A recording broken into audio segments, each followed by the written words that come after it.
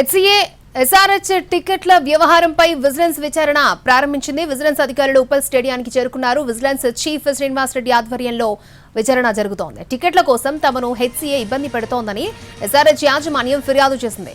వేధింపులో కొనసాగితే తాము వేరే వెన్యూకి మారిపోతామని హెచ్చరించింది. ఈ వ్యవహారాన్ని సీఎం రేవంత్ రెడ్డి సీరియస్ గా తీసుకున్నారు. విజిలెన్స్ విచారణకు ఆదేశించారు.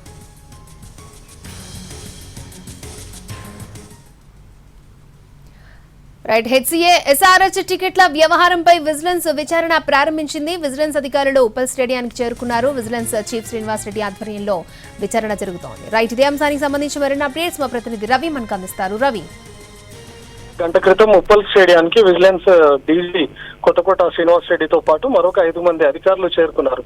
ఇప్పటికే నిన్న సాయంత్రం సీఎం రేవంత్ రెడ్డి కూడా ఈ టికెట్ల విషయంలో అటు సన్ రైజర్స్ హైదరాబాద్ కిను హైదరాబాద్ క్రికెట్ అసోసియేషన్ కి మధ్య జరుగుతున్నటువంటి వివాదం పైన సీరియస్ గా స్పందించారు. అసలు టికెట్ల గోల్మాల్ విషయం ఏంటి, నిగ్గు తేల్చాలి అని చెప్పి విజిలెన్స్ శాఖకు కూడా సీఎం ఆదేశించారు. దాంతో విజిలెన్స్ అధికారులు ఈ రోజు చేరుకున్నారు. మొత్తం స్టేడియం కెపాసిటీ ఎంత, అందులో సన్ రైజర్స్ హైదరాబాద్ అమ్మే టికెట్లు ఎన్ని, కాంప్లిమెంటరీ రూపంలో క్రికెట్ అసోసియేషన్ కి ఎన్ని టికెట్స్ వస్తాయి, కాంప్లిమెంటరీ రూపంలో వచ్చినటువంటి టికెట్లను హెచ్సీఏ ప్రెసిడెంట్ ఎవరెవరికి తను ఇవ్వాల్సి ఉంటుంది, ప్రస్తుతం జరిగినటువంటి 2 మ్యాచ్ల్లో ఎవరెవరికి ఇచ్చారు అనే పూర్తి లెక్కలను కూడా ప్రస్తుతం విజిలెన్స్ అధికారులు సేకరించనున్నారు. అయితే సన్ రైజర్స్ హైదరాబాద్ ఇప్పటికే ఆరోపిస్తోంది హెచ్సీఏ ప్రెసిడెంట్ జగన్మోహన్ రావు ఇంకా టికెట్లు కావాలని చెప్పి తమను వేధిస్తున్నారు అని. సో ఎంత మొత్తంలో టికెట్లు అడిగారు, ఎందుకు హెచ్సీఏ ప్రెసిడెంట్ జగన్మోహన్ రావు టికెట్లు అడగాల్సి వచ్చింది అనే దానిపైనే ఇప్పుడు ప్రస్తుతం ఈ రచ్చంతా మొదలైంది. సో ఎన్ని టికెట్లు సన్ రైజర్స్ హైదరాబాద్ ను కావాలని అడిగారు, అసలు సన్ రైజర్స్ హైదరాబాద్ కు చెందినటువంటి బాక్స్ ను కూడా హెచ్సీఏ ప్రెసిడెంట్ ఎందుకు లాక్ చేయాల్సి వచ్చింది, కేవలం మ్యాచ్ కు గంట ముందు మాత్రమే ఎందుకు తను ఓపెన్ చేశాడు అనే దానిపైన ప్రస్తుతం విజిలెన్స్ అధికారులు విచారణ జరపబోతున్నారు. ప్రస్తుతం హెచ్సీఏ ప్రెసిడెంట్ కూడా ఉప్పల్ స్టేడియంలోనే ఉన్నారు. తనను అడిగి తెలుసుకుంటున్నారు.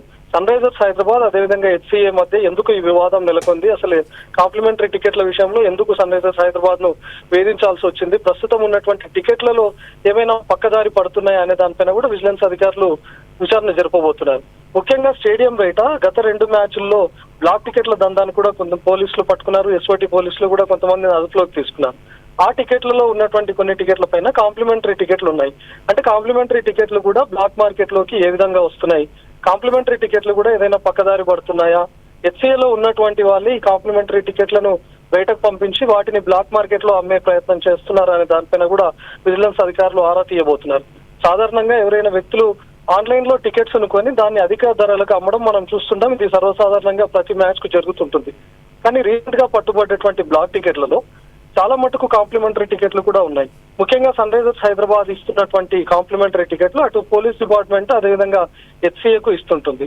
మరి పోలీస్ డిపార్ట్మెంట్ కి ఇస్తున్నటువంటి టికెట్లు అవి పక్కదారి పట్టే అవకాశం ఉండదు. ముఖ్యంగా హెచ్సీఏకి ఇస్తున్నటువంటి టికెట్లలోనే ఇవన్నీ కూడా పక్కదారి పడుతున్నాయి అనే విషయం పైన కూడా విజిలెన్స్ అధికారులు ఇప్పుడు కాన్సన్ట్రేట్ చేయబోతున్నారు. మొత్తం స్టేడియం కెపాసిటీ 3600 ఉన్నప్పుడు అందులో 10% అంటే 3600 టికెట్లను సన్ రైజర్స్ హైదరాబాద్ ఇప్పుడు హెచ్సీఏకి ఇస్తుంది. అందులో హెచ్సీఏ ప్రెసిడెంట్ది, హెచ్సీఏ సెక్రటరీది కీలక భాగస్వామ్యం ఉంటుంది. ఎవరెవరికి టికెట్స్ ను అందజేయాలి, HCA office bearers, HCA members, అదేవిధంగా హెచ్సీఏ అండర్ లో ఉన్నటువంటి క్రికెట్ క్లబ్స్ కు ఉన్నటువంటి సెక్రటరీలకు వీళ్ళందరికీ ఇవ్వాల్సి ఉంటుంది. హెచ్సీఏలో పనిచేసేటువంటి గ్రౌండ్ స్టాఫ్ కు కూడా కొన్ని కేటాయించాల్సి ఉంటుంది.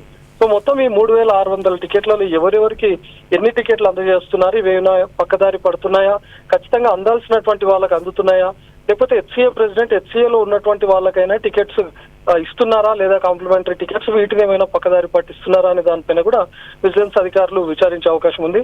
దాదాపు గంట పాటు హెచ్సీఏ సెక్రటరీతో పాటు హెచ్సీఏ ప్రెసిడెంట్ కూడా విజిలెన్స్ అధికారులు ప్రశ్నిస్తున్నారు. అక్షయ్. ఓకే రవి.